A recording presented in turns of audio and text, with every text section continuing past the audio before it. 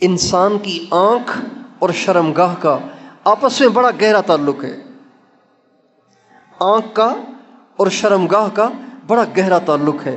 اللہ تعالیٰ نے قرآن پاک میں جہاں نگاہوں کو بچانے کا حکم دیا ہے، اس کے ساتھ ہی شرمگاہوں کی حفاظت کا حکم بھی دیا ہے۔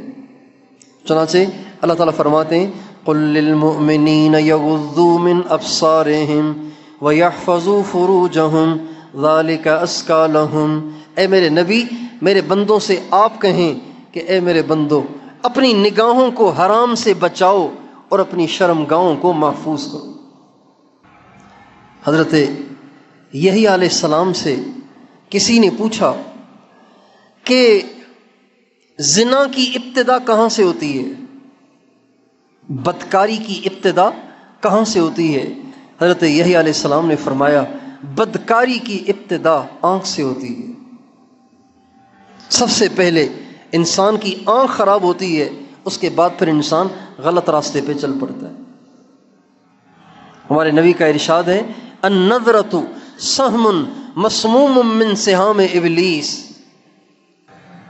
من ترکہا خوفا من اللہ تعالی اعطاہ اللہ ایمانا یجد حلاوتہ فی قلبہ۔ آپ علیہ السلام کا ارشاد ہے یہ جو انسان کی نظر ہے نا، نظر یہ شیطان کا زہریلا تیر ہے، جو اس کو حرام سے اللہ سے ڈر کے بچائے گا، اللہ تعالیٰ اس کو ایمان کی ایسی حلاوت عطا فرمائیں گے کہ وہ دل میں اس کو موت تک محسوس کرے گا۔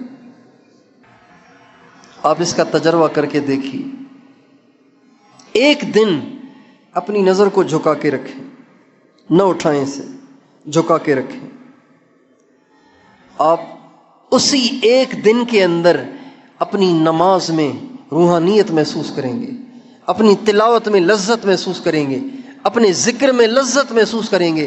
جو لوگ یہ کہتے ہیں نماز میں دل نہیں لگتا، نماز میں وسوسے آتے ہیں، نماز میں خیالات آتے ہیں، نماز میں یاد نہیں رہتا کتنی رکعتیں پڑھی ہیں، ذکر میں دھیان نہیں جمتا، مراقبے میں دھیان نہیں جمتا، یہ صرف نگاہ کی آوارگی کا نتیجہ ہے۔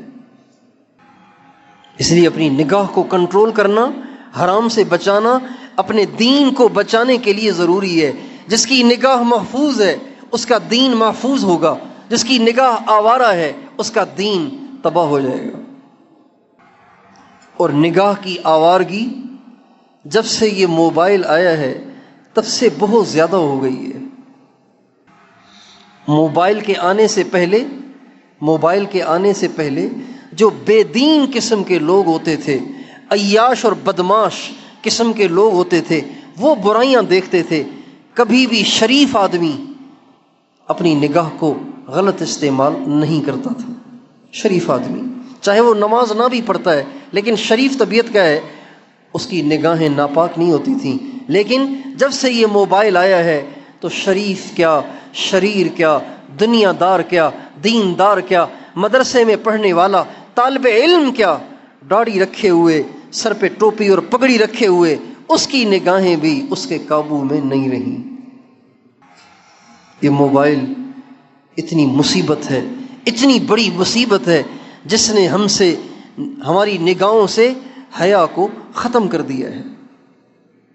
اور اسی وجہ سے بدکاری اور زنا عام ہو گیا ہے۔